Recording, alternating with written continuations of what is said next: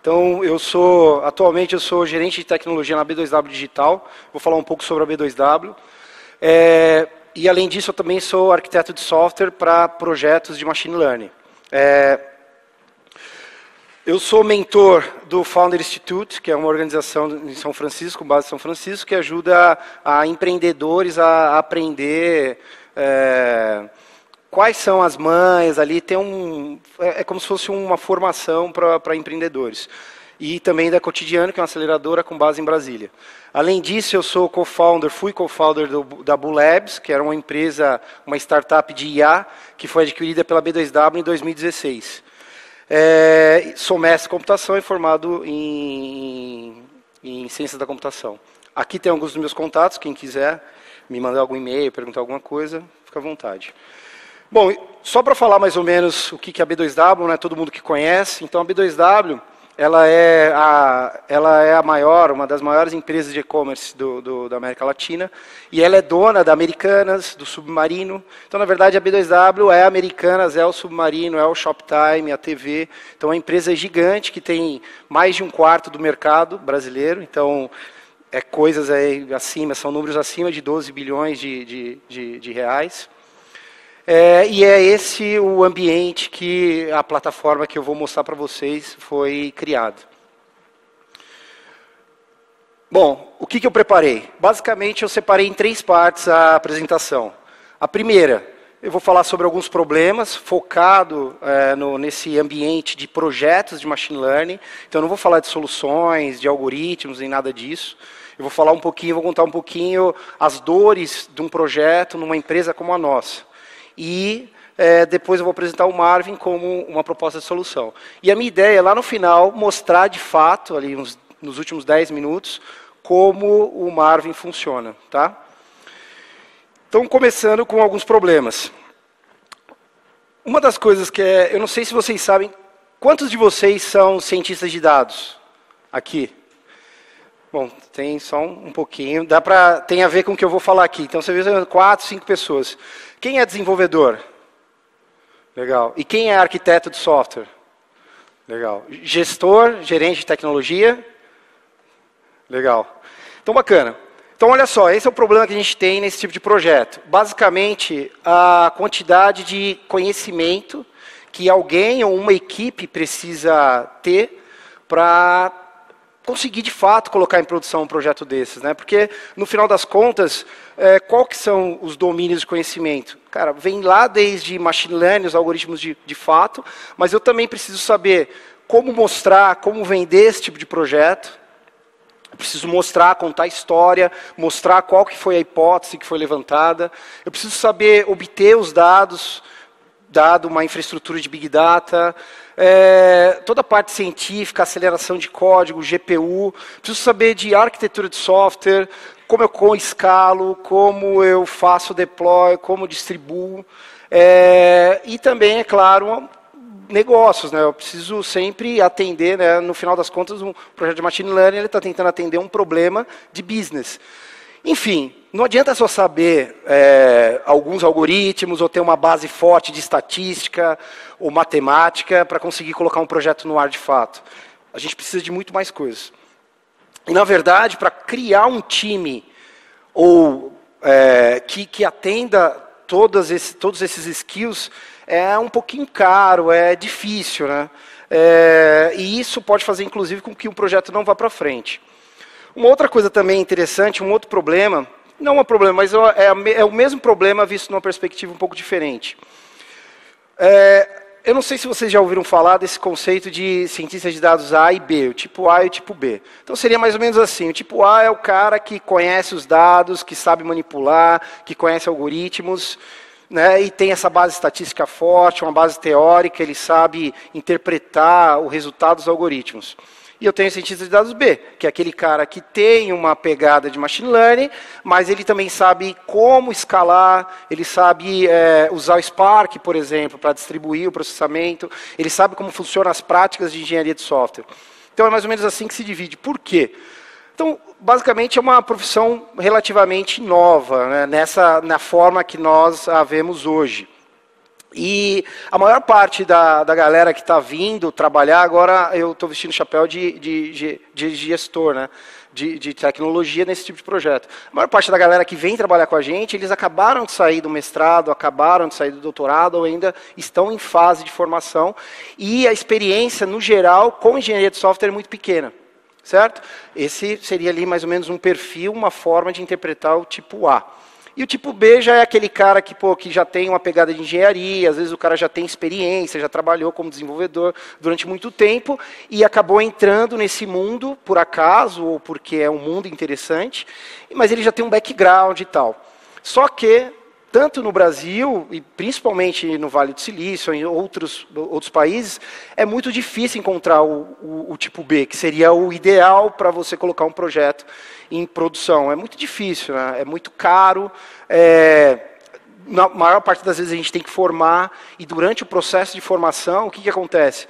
Tem um monte de empresa que está começando a fazer o start nesse tipo de disciplina. Então você está competindo com um monte de companhia no Brasil e fora dele também, né? Então é difícil, são praticamente unicórnios.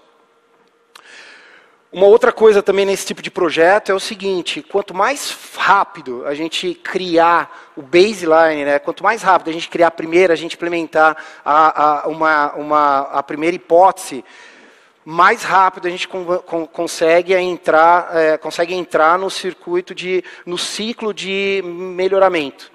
Então, quanto mais rápido, melhor. Coisas de semanas, né? Porque na maior parte das vezes quando a gente inicia o projeto, a gente não sabe nem se vai ser possível atender o requisito, né? Será que é possível predizer qual a direção da bolsa de valores, ou qual a direção de uma criptomoeda? Será que é possível predizer qual a propensão de compra de um cliente? Então, o primeiro problema é, será que é factível? Será que é viável? Será que é confiável esse tipo de projeto? Então a gente tem esse problema. E uma forma de resolver é o seguinte, cara, vamos fazer logo o baseline o mais rápido possível, vamos fazer um MVP só para ver se a gente consegue chegar do outro lado, para ver se os dados que nós mapeamos são suficientes, ou se a gente precisa, sei lá, comprar informação, ou mudar a técnica, sabe? Então, quanto mais rápido você fizer a primeira versão, testar a primeira vez, maior o tempo que você tem para melhorar e menor a probabilidade do projeto ser encerrado. Então, o que acontece é o seguinte, tem muito projeto que a gente demora alguns meses e o projeto, no meio, não, acabou, não dá mais, ficou muito caro, não faz sentido, ou o cara de business ele perde interesse. Então, isso também é estratégico para o projeto. E aqui eu estou mostrando mais ou menos um ciclo de como esse tipo de projeto funciona, principalmente para a galera que não é de machine learning. Então, basicamente, aqui de um jeito bem consolidado, basicamente, a ideia tem uma primeira fase onde você descobre o dado, onde que você descobre onde está esse dado, você descobre se é necessário trabalhar essa informação, preparar essa informação. Depois você faz, de fato, toda a preparação, analisa, olha, vê, entende, tá? Faz toda a parte de ciência, treina o modelo, e aí, dependendo da escala, da quantidade de informação, você precisa de uma estrutura forte que dê suporte a isso. No final, você testa esse modelo e começa o ciclo de melhoramento. Testei, conseguimos aí uma acurácia de tanto, dependendo da métrica que foi escolhida, qual que é o problema? Aí volta, e a gente volta lá do começo, vê se o problema está nos dados, vê se o problema está na técnica, e assim por diante. E um outro problema também que existe é o fato de que nós precisamos, durante o processo de criação, durante esse ciclo, a gente precisa salvar tudo, salvar desde os dados, né? Porque geralmente o ambiente ele é dinâmico, então os dados mudam. Só que, no problema de machine learning, para eu conseguir voltar e reproduzir a mesma solução, eu preciso dos mesmos dados. Afinal de contas, o algoritmo ele é completamente sensível ao dado. Então eu preciso salvar não só o código, mas nesse tipo de projeto eu preciso salvar o dado inicial, o dado transformado, eu preciso salvar minhas ideias, a minha hipótese, Eu preciso salvar o código, eu preciso salvar as métricas para cada projeto, de forma que seja possível, imagina a seguinte situação, pô, criei uma hipótese, trabalhei os dados, criei um modelo, ficou legal, agora eu vou tentar outras hipóteses, e depois de, sei lá, 2 meses eu descubro que a primeira foi a melhor. Então, como é que eu trago isso de volta? Né? Então, eu preciso também, tem que ser fácil voltar atrás e trazer versões de soluções que nós criamos no passado. Bom, e por último, o último problema é o seguinte, no geral, o cientista de dados, ele gosta de criar usando o ambiente que ele está acostumado, que ele aprendeu. Então, o notebook dele, a IDE iterativa, um RStudio, em qualquer linguagem. O cara ele aprendeu a fazer em R, em Python. Eu, como arquiteto, não posso chegar lá e falar, ó, amigão, aqui é Java. Não faz sentido. Eu meio que decepo os braços desse camarada, e ele não vai servir para mais nada. Praticamente é isso. Só que a gente tem um outro problema, que isso que está sendo criado, ele tem que escalar. Afinal de contas, pensa numa empresa como a B2W, Submarino, Americanas. Imagina quantos clientes nós temos. Imagina uma solução onde eu preciso precificar dinamicamente. Não dá para eu fazer num R, não num R, mas no RStudio. Eu não posso também pegar simplesmente ali o IPython notebook dele e colocar em produção. Não escala, não distribui. É difícil monitorar, não dá para fazer esse tipo de coisa. Só que é necessário, a gente precisa escalar. Escalar seria o requisito, um dos principais requisitos desse tipo de software numa empresa como a B2W, por exemplo. E aí o que acontece? Na maior parte das vezes a gente reescreve a solução do camarada. Então o cara faz lá tranquilo, e aí depois chega um engenheiro de software e reescreve tudo. E aí, isso faz sentido para vocês? Não faz o menor sentido. Né? Quer dizer, a hipótese, todos os testes, o cara trabalhou, está tudo perfeito. Aí chega o bonzão e vou reescrever tudo, e por uma casa decimal, ou por algum tipo de técnica obscura, eu não consigo reproduzir mais o trabalho do cara. Então não dá. Na verdade, a ideia aqui seria, o que ele produz é o que tem que ir para a produção e acabou. Só que a gente tem um outro problema, que é como é que eu escalo, como é que eu transformo isso possível. Tá certo? Então, esse seria o grande problema. Como eu faço para simplificar o processo de exploração, criação, teste e distribuição, deploy desse tipo de projeto? É aí que a gente acabou chegando na conclusão que, agora vestindo o chapéu de arquiteto, abstração e padronização seria os drivers arquiteturais para esse tipo de solução. Bom, e é aí onde o Marvin se encaixa. Tá bom? Então, o que é o Marvin? É uma plataforma open source que foi desenvolvida dentro da B2W, ali em meados de 2016, para resolver esse tipo de problema que eu acabei de mostrar para vocês. Então, problemas de times, problemas de soluções de machine learning, nós temos várias soluções dentro da B2W. E a gente não queria ficar reescrevendo, porque esse era o nosso processo. Né? Então, a gente deixava o camarada ali fazer o que ele tinha que fazer, do jeito que ele fazia, e aí depois chegava um engenheiro mais experiente e tentava reescrever em par. Só que esse negócio sempre custou muito para a gente, e as incertezas também, né? Que eu acho que é o principal. Será que o que foi criado realmente está entregando o que foi planejado? Enfim. Só que o que a gente percebeu? A gente percebeu que era um projeto muito grande e não ia ter como a gente tornar ele possível sendo um projeto proprietário e fechado. Então a gente decidiu, com todo o conselho da B2W, a B2W é uma empresa de capital aberto, a gente decidiu, a gente conversou com eles e eles apoiaram a ideia de que, vamos lançar esse projeto como open source. E aí foi isso que aconteceu. Então, em setembro de 2017, o projeto foi aberto com a licença de Apache 2, e desde então a gente começou a trabalhar bastante versões do projeto. Né? Na verdade, a gente teve que fazer um refactor inicial para remover tudo que era exclusivo, né, da B2W. A gente fez um trabalho de refactor e soltamos o código. Tá? Em 2017, no PAPS, na conferência, o PAPS é uma conferência de machine learning focado para a indústria. Então, na última conferência de Boston do ano passado, a gente conseguiu publicar um artigo que falava sobre o conceito por trás do Marvin, que eu vou mostrar para vocês. Depois disso, a gente já conseguiu soltar, são três versões.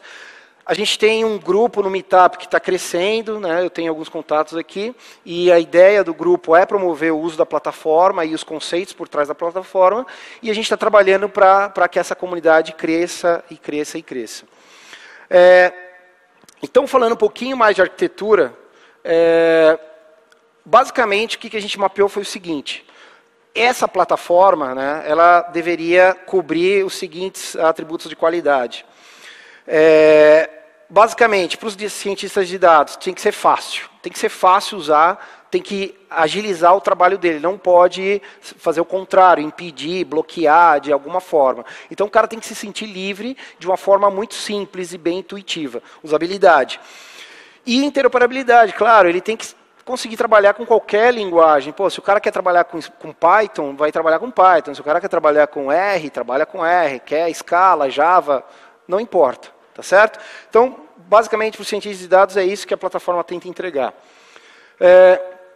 Para administradores, né, outro problema que tem, que eu não listei, se cada camarada trabalhar com uma estrutura, uma tecnologia completamente diferente, imagina o pessoal de administração, a galera que cuida da infraestrutura, né?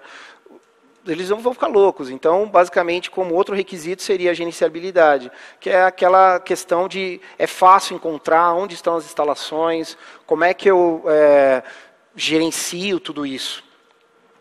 E escala, com certeza, isso não tem dúvida nenhuma. E para quem quer desenvolver para o Marvin, como a gente olhou e falou, cara, esse projeto tem que ser open source. Então ele tem que ser open source e tem que ser muito fácil a inclusão de novos contributors. Então a gente pensou muito nisso também na hora de fazer o design do projeto. Então, basicamente, a gente precisa criar novas versões de forma constante, e isso não pode ser um impeditivo. Então, o projeto não pode quebrar. Então, aquilo que um cientista de dados em uma determinada empresa ou dentro da nossa própria empresa não pode quebrar pelo simples fato da gente estar evoluindo o Marvin. E também tem esse fato de, como a gente quer ser um projeto forte, open source, principalmente nessa área, uma espécie de arquitetura de referência para esse tipo de projeto, a ideia é que a gente consiga a maior quantidade de pessoas como contributors. Então, um outro requisito tem a ver com facilitar a entrada desde caras inexperientes, né, como programadores, até com mais experiências e tal. Então, esses seriam os desafios de arquitetura que a gente enfrentou. E aqui eu vou mostrar um pouquinho para vocês como que a gente resolveu esses problemas, tá? Então, basicamente, a primeira coisa foi a definição de um design pattern que guia a forma como esse tipo de sistema deveria ser criado. Então, agora eu estou focando no cientista de dados, estou falando, amigão, a única coisa que você tem que fazer para mim é o seguinte: pega o seu código, pega o seu notebook, pega o que você tem aí e divide para mim nessas fases. Tá? Então, a primeira, aquisição e limpeza. Então, tudo que tem a ver com obter o dado, não importa de onde não importa qual é a fonte de dados, pega, vai lá, obtém e tira tudo que não presta, tira tudo que você acha que não precisa ser guardado. Tá? Outliers, linhas que não tem uma qualidade adequada. E, ok, isso daí vai ser a sua primeira fase de aquisição e limpeza. Segunda fase, preparação para o treinamento. Então, eu não sei se vocês sabem, principalmente o pessoal que é de engenharia de software, que é developer, que basicamente a gente pega aquele dado que está bruto e a gente, na maior parte das vezes, a gente tem que transformar para uma outra representação antes de colocar esse dado dentro dos algoritmos de fato, que aí seria a fase de treinamento. Então, existe uma transformação do dado. Depois dessa transformação é quando a gente, de fato, colocamos os dados dentro de um algoritmo que foi escolhido para fazer para aprender, né? E com isso a gente estabelece aqui um modelo. Depois disso, no final, escreva para mim, coloque aqui todo o código, né, toda a lógica relacionada à extração de métricas, que seria, no caso, a avaliação do modelo. Será que o modelo está bom? Será que não está? Então, usando um dataset de teste, seria essa a ideia. Então, isso que eu acabei de mostrar para vocês é aqui o que a gente chama de pipeline batch, que seria um streaming batch. Seria algo que tem a seguinte característica. Ele trabalha com uma quantidade grande de dados, com isso é um processo que demora para finalizar, e outro que ele sempre no final ele gera um artefato, gera algo. Então, na primeira fase seria um dataset inicial, depois um dataset, depois um modelo e depois métricas, tá bom? E aí a segunda parte aqui do Design Pattern, que é a parte online, que é onde eu consumo, de fato, o que foi criado nessas fases. Então, basicamente, nesse momento, eu tenho essas 3 caixinhas, que são 3 ações. A primeira é feedback. Então, uma vez que eu coloco o meu modelo no ar, poderia ser possível obter feedbacks do cliente de forma automática, integrado com algum sistema ou não. Então, imagina uma solução onde você faz uma busca por imagem. No nosso caso, uma base de produtos. Então, um camarada tira a foto de um produto da vida real e quer saber quais são os produtos da nossa base que são mais similares àquele que foi fotografado. Então, nesse caso, um feedback poderia ser, pô, o usuário ele clicou no que eu recomendei ou ele foi para outro lugar, foi para um outro departamento, né? Isso poderia servir como algum bias para influenciar o meu treinamento na próxima interação. Ou outros tipos de feedback. Tá? Então, a primeira coisa, o feedback. O segundo, preparação seria a predição de fato, mas a preparação da predição, então toda a lógica relacionada à preparação, que de uma certa forma tem a ver com essa preparação. Então, aqui a lógica, elas são reaproveitadas. E depois disso, a predição de fato. Então, no caso do online, e nesse exemplo da busca por imagem, o que é a mensagem que entra aqui no online? Basicamente seria uma imagem. E aí o que eu preparo? Eu extraio as features dessa imagem e transformo essas features numa representação em matriz esparsa. E aqui no final seria a predição de fato, qual que é a categoria desse produto, por exemplo. Tá bom? Então o Design Pattern é bem simples. E a ideia aqui é só separar os conceitos, tá? Bom, uma outra coisa que eu quero mostrar para vocês são os principais componentes que foram criados com a arquitetura do Marvin. Então, o principal componente é o motor, é a engine. O que é a engine? A engine é a representação do código do cientista de dados. Então, se eu gerei um modelo num determinado momento do tempo, depois eu tiro ele de produção e depois eu volto atrás e falo, não, eu preciso desse modelo de volta, ele está lá guardado, eu sei todo o histórico desse modelo. Depois eu tenho o executor, que seria o cara mais complexo da arquitetura do Marvin, que é o cara que se conecta à engine. Então, a engine é simplesmente o código que o cientista de dados desenvolveu, certo? O executor é o cara que se conecta nesse código e inclui uma série de complexidades arquiteturais. Então, é ele que entrega, por exemplo, APIs, é ele que entrega a capacidade de ser distribuído, é ele que entrega performance, paralelismo, esse tipo de coisa. Tá? Então, a Engine Execute seria o coração do Marvin. E, por último, o Toolbox. O Toolbox é a caixa de ferramenta que o cientista de dados vai usar para interagir com tudo isso. Então, como é que começa um projeto com o Marvin? Basicamente, o cientista de dados ele instala um Toolbox, e aí tem um pequeno detalhe que é, se ele quer usar, por exemplo, Python, ele vai usar um Toolbox para Python. Se ele quer usar Scala, ele vai usar um Toolbox para Scala. Então, ele baixa e instala o Toolbox do Marvin, e com isso ele consegue gerar uma engine. E o código da engine é instrumentado pelo Engine Executor e é onde a gente consegue persistir, por exemplo, esses artefatos de forma remota. Né? Então, é mais ou menos como é que os componentes interagem entre si. Então, é muito simples. Você tem um toolbox, pelo toolbox você cria engine, você manipula a engine. Dentro desse toolbox você já tem um toolbox, você já tem uma série de outras funcionalidades. Classes, bibliotecas, a gente já tem um baseline que tem as classes mais utilizadas para esse mundo, e a partir disso você cria tudo até a produção. E aí no final, colocar a produção é muito fácil. Tá bom? Vou me aprofundar um pouquinho mais na arquitetura antes de mostrar aqui o hands-on para vocês.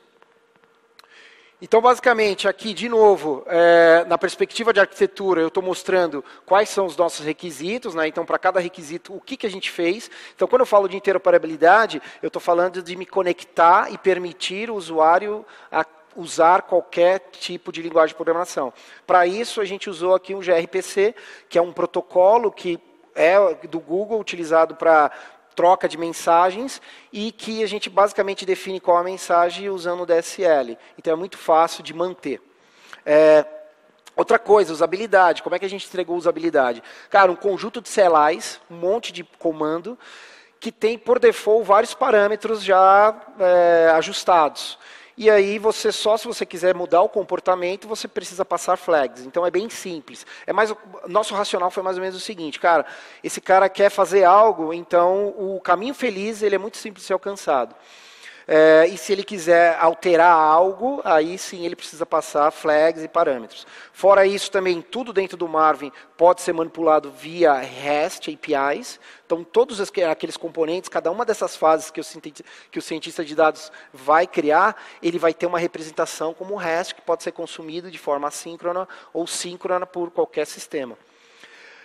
Bom, fora isso também, uma coisa que facilita a compreensão e o uso da ferramenta é justamente a definição de forma coerente desses componentes. Né? Então, o que é um toolbox, o que é uma engine, o que é um artefato, o que é um engine executor. Então, a partir do momento que você aprende isso, é muito fácil trabalhar com a plataforma, é muito intuitiva. Fora isso aqui, a gente também tem a capacidade de gerenciamento remoto. Então, eu vou mostrar para vocês aqui que toda a arquitetura do Marvin foi feita usando o modelo de atores, né, um modelo de arquitetura de atores que é bem parecido com microserviços e tem só algumas nuances, algumas diferenças. Então, basicamente, o que a gente tem aqui? É um ator, um componente que ele consegue manipular tudo que está em memória e pode ser acessado de forma remota. E aí, com isso, todo o pessoal de administração, através de um dashboard, consegue manipular e ver tudo que está acontecendo dentro do código do cientista de dados. Escalabilidade. Como que a gente conseguiu alcançar? Através do modelo de arquitetura. Então, eu vou mostrar para vocês aqui que cada componente da arquitetura pode ser instalado num nó completamente diferente, numa máquina completamente diferente. E com isso, o que a gente pode alcançar? Por exemplo, a parte de aquisição de dados pode estar instalado num servidor que tem uma característica onde ele tem muita memória e está bem próximo do banco de dados. E lá na predição eu poderia ter GPU, por exemplo. Então, tudo completamente distribuído. E escalar tudo isso é muito fácil. E assim por diante, tá? Umas outras coisas aqui de facilidade de código, mas no final das contas é abstração, é padronização, é encapsulamento, esse tipo de coisa, tá bom? Aqui, só entrando mais ou menos num detalhe um pouquinho maior do Marvin. Então, esse diagrama de contexto, ele mostra como o Marvin ele é instalado numa empresa, né? Então, como é que, só para ter uma visão um pouquinho mais fácil. Então, basicamente, as aplicações enterprise, então, por exemplo, aqui o sistema de precificação, o sistema de busca, eles ainda existem, eles estão lá separados, usando as suas tecnologias, a mesma coisa. A única coisa que acontece é a inteligência que estava aqui dentro, que ajudava a busca de alguma forma, ela vai ser reescrita e vai ser trazida para dentro da infraestrutura do Marvin. E o Marvin vai servir isso através de APIs REST. Então, é isso que a gente está fazendo, basicamente. Então, todo data source também, através de connectors, a gente consegue obter os dados. E isso facilita, por exemplo, a escrita do código por parte do cientista de dados. Então, um exemplo aqui seria, por exemplo, usar Spark. Então, com o Marvin é muito fácil usar o Spark. Uma coisa que é importante também, que esse desenho mostra, é que nós não estamos substituindo nada. Então, mas tem o TensorFlow, tem o Amazon ML, tem várias plataformas. Cara, aqui isso daqui é uma ferramenta que vai criar algumas camadas de arquitetura, open source, né? Então não te prende com nenhum tipo de provedor de cloud, e que te deixa livre para usar qualquer biblioteca. E para mim, o TensorFlow ele é uma biblioteca de processamento. Então você pode tranquilamente usar o TensorFlow da mesma forma que você usa. A única coisa que é que na hora que você for colocar isso na sua infraestrutura, você vai sempre, todos os modelos que vocês criarem na empresa de vocês vão ter sempre a mesma forma de se conectar, de se integrar. Isso é bom para quem está gerenciando, porque a gente já sabe onde está o problema e qual é a característica do problema e assim por diante. Então é mais ou menos assim que o Marvin ele pode ser distribuído dentro da empresa. Aqui eu estou entrando um pouquinho mais de detalhes, tá? Então, para quem tem uma pegada mais que se interessa por arquitetura, então basicamente aqui eu estou mostrando 4 componentes, né? Então, esses dois aqui fazem parte do Marvin, que é o Engine Executor e a Engine, tá? Então, como é que funciona aqui por dentro o Marvin? Basicamente, uma requisição chega, ela acessa cada quadradinho desse aqui é um ator, tá? Então, eu acho que é o mais interessante dessa figura de forma geral. O que é um ator? É um componente que pode ser instalado de forma totalmente dependente em uma infraestrutura separada. E todas as comunicações aqui, via protocolo do próprio... aqui, nesse caso, aqui a gente usa a ACA. Então, usando o protocolo do ACA, os atores eles conseguem se comunicar. Então, significa que eu poderia ter cada caixinha desse instalado num servidor completamente diferente e tudo ia continuar funcionando. Tá? Ou instalar tudo no mesmo lugar. Então, basicamente, a requisição chega aqui. Tem os atores especializados, dependendo da ação. Então, imagina que é uma ação de, treina para mim aí, starta um processo de treinamento. Então, via REST, a gente aciona essa ação. Essa ação é uma ação batch. E, através desse proxy, que guarda aqui o caminho para chegar no código, que seria todo o código que foi gerado via gRPC, que é essa tecnologia que eu falei para vocês, que serve para troca de mensagens, eu consigo chegar no código do usuário. Então, o que está em rosa aqui pode ser qualquer linguagem, desde que siga a interface do DASF. Então, basicamente, o que acontece? Vem a requisição, treinamento, batch, existe uma conexão aqui que já está ligada, existe um túnel já ligado, então, de uma forma muito rápida, eu chego aqui no código de treinamento, aciono o código principal. Esse cara aqui faz o treinamento, salva de forma local o artefato que foi gerado, só que de forma totalmente transparente. O executor é o cara que está manipulando por trás. Então, isso eu vou mostrar para vocês na prática. Então, o código aqui é executado, o modelo é persistido, né, é serializado, e aí vem esse componente e fala, opa, foi salvo local, então agora eu vou pegar esse cara e vou salvar de forma remota. E aí o teu modelo vai ser transferido para um S3, para um HDFS, para algum back-end de persistência remoto. Tá certo? E assim funciona. E assim por diante. Vem a requisição de predição. Vem na ação online, tem o túnel aberto, aciona a predição e aí a requisição volta. Tá certo? Então, aqui eu só abri e estou mostrando para vocês como é que essa tecnologia funciona. Tá bom?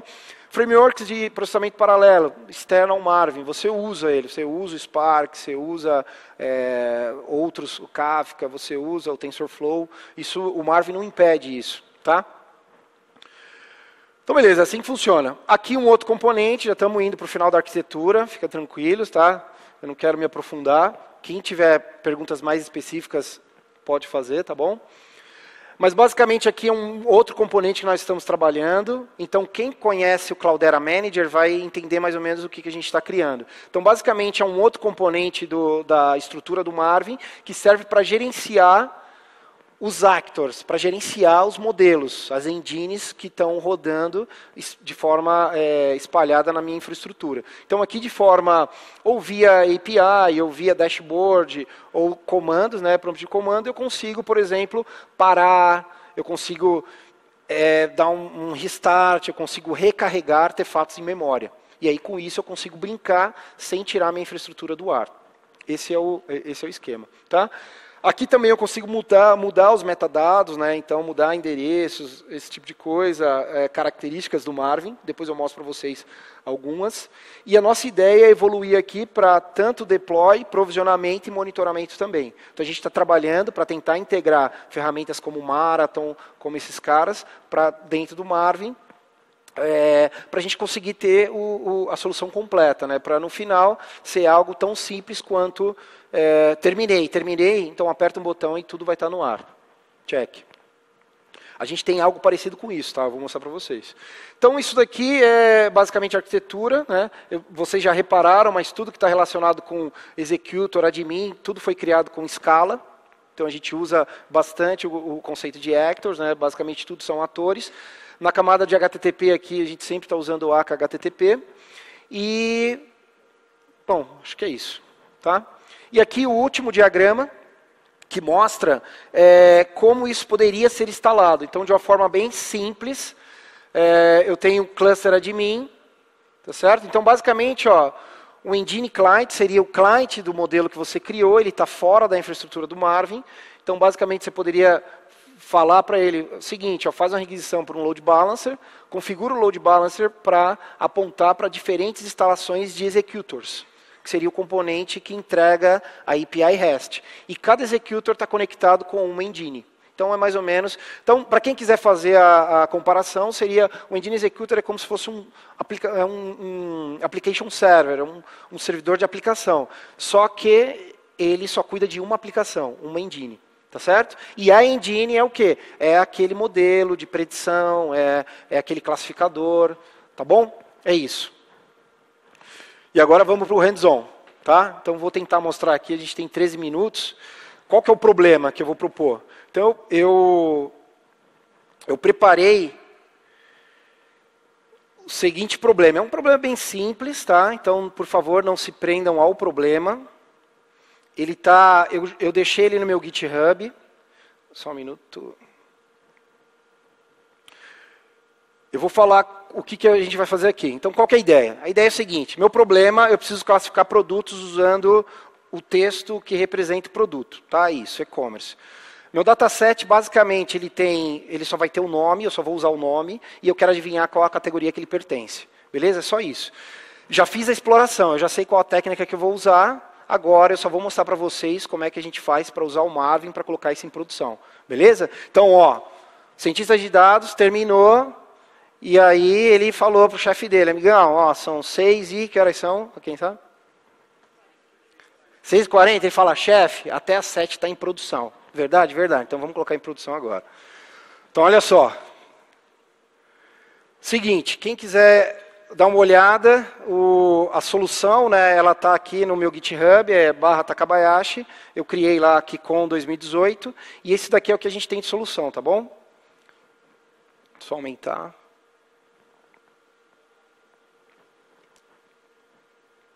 Então, isso daqui, basicamente, na primeira parte, eu vou extrair os dados, tá? Então, na verdade, aqui eu vou obter os dados através de um download, eu disponibilizei no bucket do S3, então vou trazer os dados dos produtos, vou fazer uma limpeza, depois eu vou mostrar passo a passo, tá? E aí por diante, tá? Mas deixa a exploração, a gente olha isso daqui depois. Vamos interagir com o Marvin. Então, a primeira coisa do Marvin é o toolbox. Você instalou o toolbox, eu vou trabalhar em Python, tá certo? Então, o Marvin, ele é um conjunto de comandos, tá? Então, a primeira coisa, quando você instala o Marvin, quando você vai criar uma engine, é gerar a estrutura básica da engine, que seria o template, né? E aí, para isso, a gente tem um scaffold, um gerador de scaffold. Então, engine generator. E aí, o que ele vai fazer? Perdão. O que ele vai fazer? Ele vai gerar, vai perguntar qual que é o nome do projeto, uma breve descrição, e ele vai gerar um monte de coisa aqui, tá? Agora, claro, para não ter surpresas, eu já deixei gerado e a gente vai trabalhar com o que eu já deixei gerado. Tá bom? Então, ele está gerando. E aí, basicamente, ele gerou uma estrutura, um repositório, um projeto Python, que segue vários princípios, né? Ele está pronto para ser colocado no ar. E a engine, por si só, também tem o seu toolbox ali embedado, tá bom? Então, agora eu estou dentro da engine. Para habilitar a engine, para quem conhece Python, a gente usa aqui a virtual env. Então, basicamente, eu tenho que habilitar que ele gere esse nome, o nome do projeto, traço engine, traço env. Então, habilito. E aí, aqui eu tenho também o Marvin disponível, tá? Esse utilitário. Então, a primeira coisa que eu vou fazer vai ser levantar um notebook. Então, dentro do Marvin, não precisei instalar nada fora, ele tem um Jupyter embedado. Só que é um Jupyter um pouquinho diferente, é um Jupyter que ele está estendido com algumas capacidades do Marvin, para facilitar essa transição de forma mais amigável possível para o cientista de dados. Então, basicamente, ali, o que eu fiz? Eu levantei um servidor. Para quem não sabe o que é um notebook interativo, o que é o Jupyter ele é uma ideia iterativa que, conforme você vai escrevendo código, ele já vai renderizando e calculando. Tá? Então, basicamente, aquela solução que está no Git, eu trouxe para cá, já deixei ela aqui, e aí agora a gente pode ver passo a passo, tá? O que está rolando. Então, basicamente, o que o cara fez? Ele criou toda a solução é bem simples. Então, nessa primeira parte, eu obtenho os dados, tá? Então, aqui eu faço o download dos dados, E aqui eu dropo algumas colunas. Então, tudo que está nulo eu tiro, né? E dropo... na verdade, o que eu fiz aqui? Na verdade, eu falei que só tem nome, mas não, é nome e descrição, tá? Então, meu dataset tem nome e descrição. O que eu fiz? Eu juntei os dois em um só e chamei de texto, tá? Então, essa daqui é a minha solução. Ele está fazendo o download. Eu dei um print aqui, é mais ou menos isso que a gente tem. Então, a categoria e a descrição. Tá, então, está aqui um conjunto de dados. Aqui também eu vou mostrar para vocês o que a gente tem. Então, a gente tem, basicamente, são 4 categorias, está mais ou menos balanceado, né? Então, um dataset que está pronto para essa apresentação. Então, sem desafio. Beleza, então, primeira fase, o que eu fiz? Primeira parte, adquiri, tirei tudo que não presta, certo? Agora eu vou colocar eu vou falar para o Marvin que esse é o código que representa a aquisição e limpeza. Fiz isso daqui, verdinho aqui do lado, Acquisitor and Cleaning. Salvei, já está lá, está dentro do Marvin, está pronto para ser colocado em produção. Tá certo? Só que o que eu vou fazer? Eu vou fazer tudo e aí depois a gente olha isso, tá? Então eu vou mostrar a lógica para vocês. Então a primeira parte, a única coisa que, eu não sei se vocês notaram, mas esse plugin ele é uma versão beta, então uma das coisas que você precisa fazer é o seguinte, você precisa marcar qual a variável contém o seu artefato de fato, em memória, né? Então, nesse caso aqui, como é que a gente fala para o Marvin? Eu só declaro uma variável chamada Marvin underline e o nome do artefato. Fiz isso daí, internamente ele já vai entender que esse é um artefato e isso tem que ser versionado e persistido. Tá bom? Então é só isso que tem de diferente. Então fiz tudo isso daqui, agora a segunda parte seria a transformação vetorial. Então vou abrir aqui um pouquinho mais. Então, nesse caso, como a gente está trabalhando, é um problema de NLP, então, nesse caso aqui, eu tenho um conjunto de textos e quero jogar isso para um classificador. Então, a única coisa que a gente fez aqui, eu usei um Bag of Words, que ele faz uma representação vetorial no outro espaço vetorial dos dados. Então, é uma técnica bem simples, tá?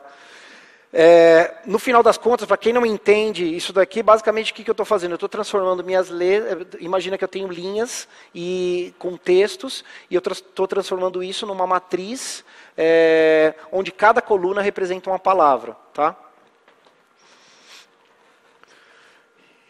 Então, beleza. Então, basicamente, aqui nessa parte do código, que seria a preparação para o treinamento, eu estou fazendo duas coisas. Eu estou splitando os dados, então todo aquele dataset eu estou falando, ó, parte disso vai para teste, parte disso vai para treinamento, tá? E depois estou fazendo a transformação vetorial desses dados, tá bom? E aí eu pego tudo isso e jogo dentro do meu Marvin Dataset. Então vou ver se está rodando aqui. Está rodando, eu vou pegar esse cara e também vou marcar como treinamento e preparação. Ok. Agora eu cheguei no treinamento de fato, nesse caso aqui eu estou usando um Naive Bayes, que é para fazer a classificação. Então basicamente esse algoritmo vai pegar aqueles dados e tentar entender os padrões para uma classificação a posteriori. Então é bem simples, tá, gente? E aí pego o modelo, né? Então na verdade defino essa variável, esse dicionário, com duas coisas. Uma, o dicionário que eu usei para fazer as transformações vetoriais, porque eu vou precisar disso lá na predição, e o modelo treinado em si, que foi estabelecido aqui em cima. Tá? Então, é um trecho de código bem simples e bem padrão. Tá? Para quem nunca tinha visto uma solução de machine learning, na maior parte das vezes é isso daqui. Tá bom? Assim, não é que seja isso, tá, gente? Aqui o que a gente está tentando fazer? Um baseline. O que é o baseline? É aquela versão rápida para a gente ver se pelo menos é possível fazer as coisas. E a partir daí, a gente fazer a interação de aprimoramentos e esse tipo de coisa. Tá bom? Então, estou lá, fiz o treinamento. Agora eu vou estabelecer aqui as minhas métricas. Então, basicamente, eu estou usando um score de acurácia. Então, nesse caso aqui, a única coisa que faltou foi definir a variável.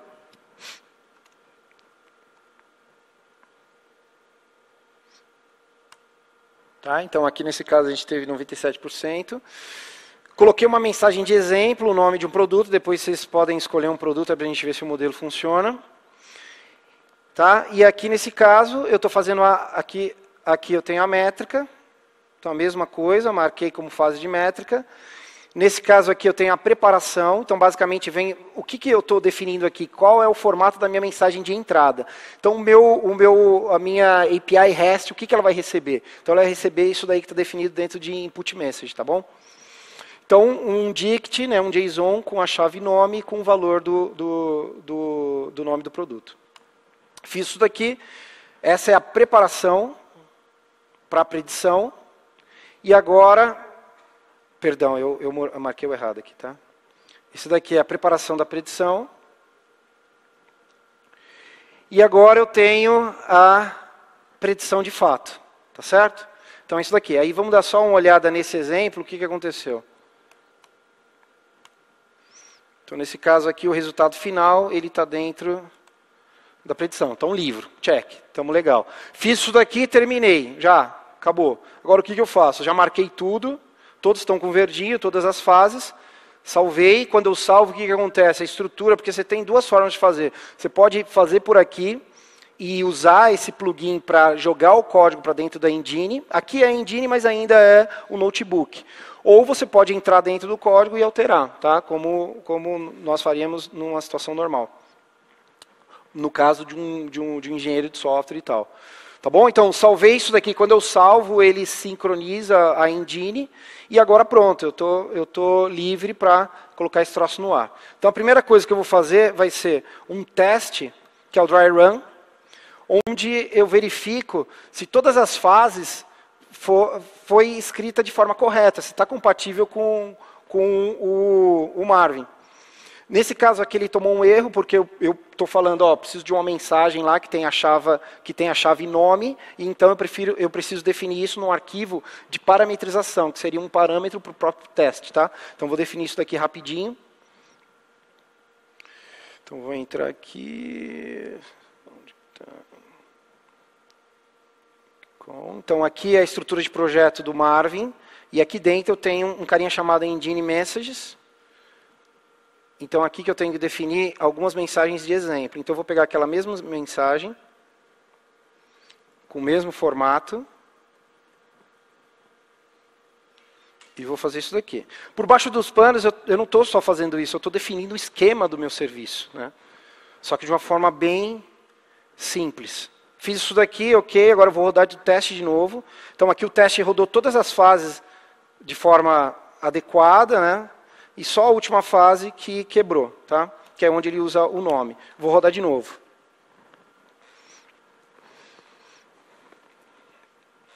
Então ele está passando todas as minhas duas fases, está aqui.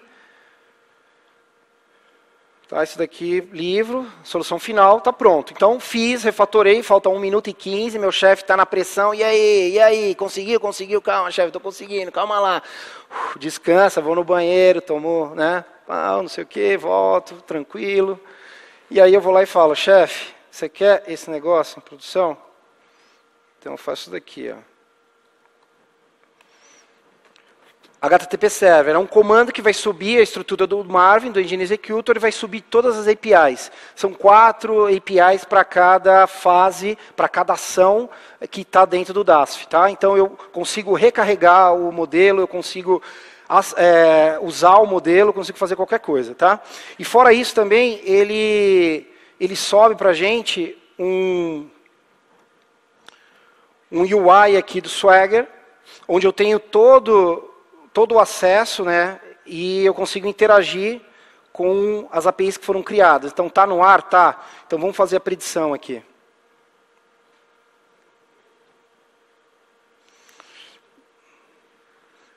Aí, agora, eu quero a ajuda de vocês para a gente finalizar. 5, 6, para finalizar, tá bom? Vou entrar dentro do site da Americanas, vocês vão escolher um produto que está dentro de maquiagem e a gente vai ver qual que é o resultado. Beleza?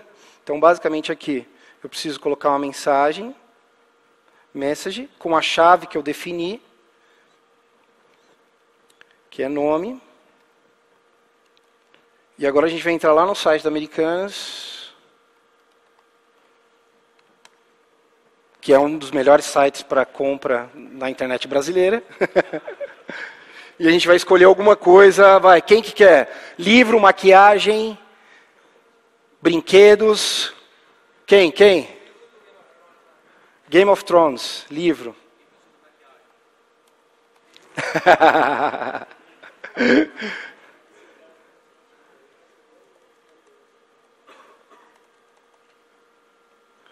Esse daqui, por exemplo.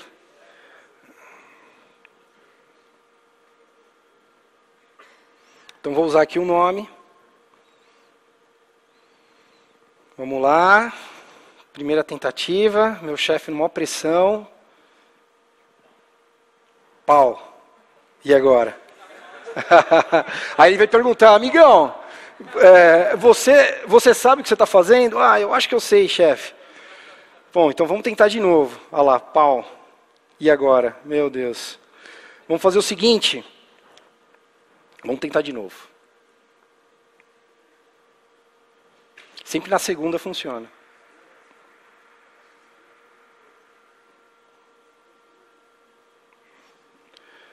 Cadê a predição? Tá aqui.